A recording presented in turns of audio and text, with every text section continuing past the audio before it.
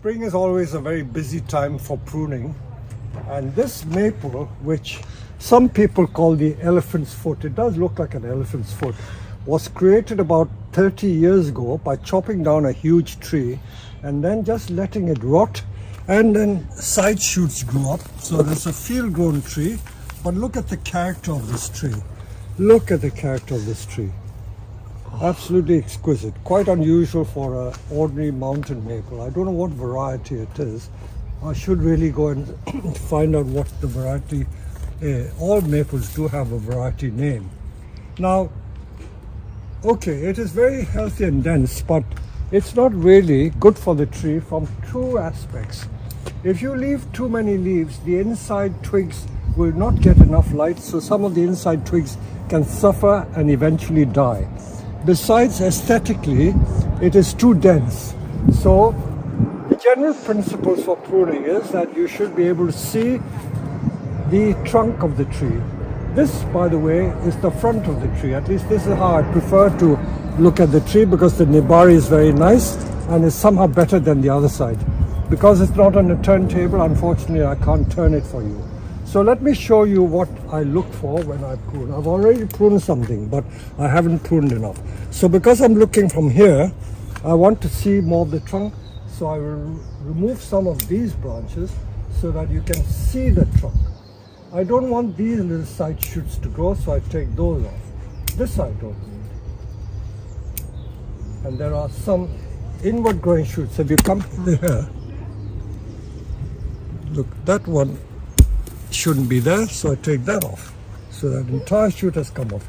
This is from the old wood. There's a bit of dead shoot there. I can take it off with a branch cutter eventually. Maples do sometimes lose branches, so don't despair if you see that situation. Now in here, you see there's too much going on there. So I'll take some of this out. It's an inward growing branch. I don't want too many inward growing branches. Now these shoots here are too close to the trunk. So let's take this off so that I can show the trunk better. Show the trunk better. This also doesn't really need to be there, so I'll take this off. Now you see some situations where you get, this is called an inward growing branch. Can you see? It kicks back on itself this way. You don't want that. You want most of the branches to start growing outwards. So I take that off. I have to bear in mind that I want to create a dome shape.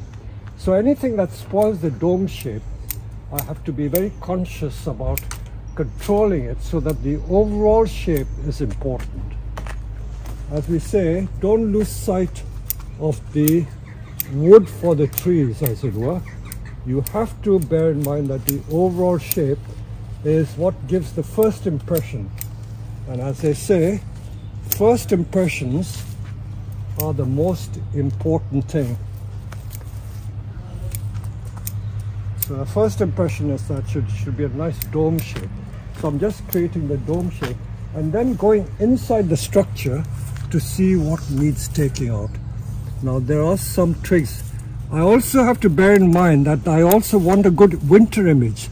So if I remove all the fine ramification, I won't get a nice winter image.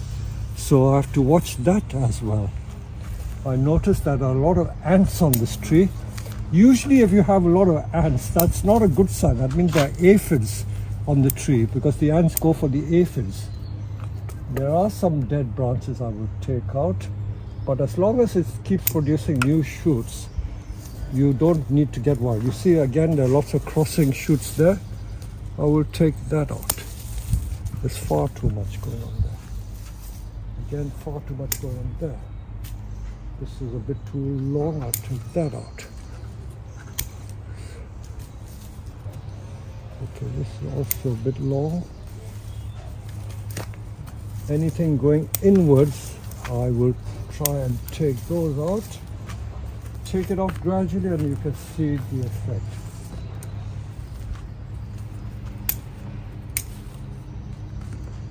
Many people keep asking me about defoliation.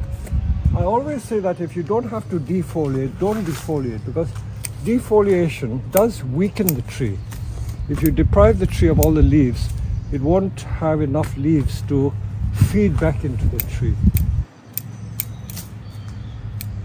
By doing this, you keep getting new shoots.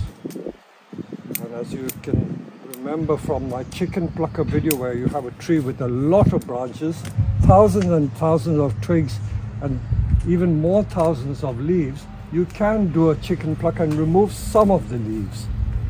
But I seldom advocate complete defoliation. I can remove some of the leaves, but complete defoliation does weaken the tree. So I have created some space in there. See if I can look for more to remove. It's very dense at the back there. I'm always conscious that I have to keep enough twigs for good winter ramification to create a nice winter image.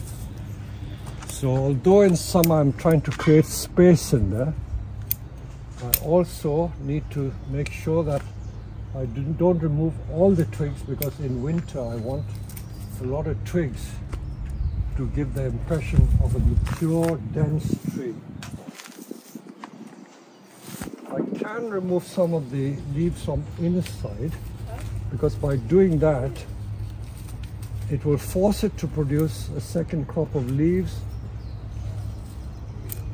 So you can see I'm removing some leaves, though not all. Look at it, you see how much I've removed. So it's still a bit dense here. Harsh.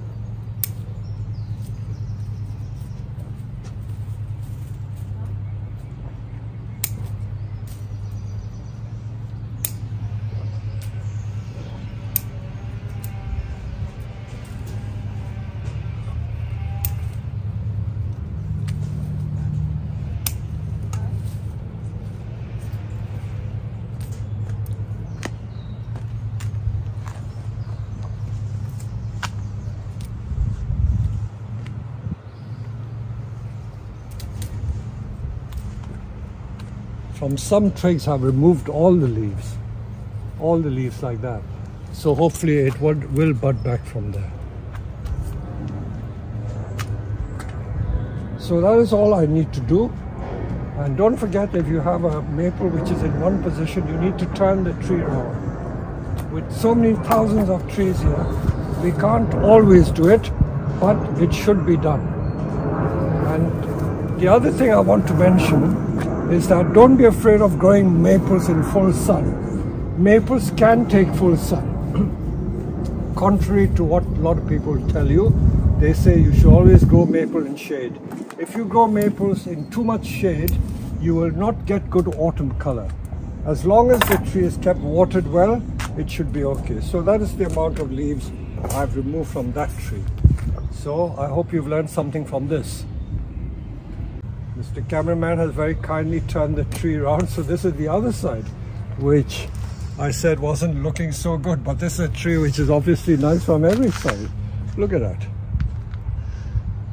Really looks like a mighty oak in some way. Yeah. So there you go.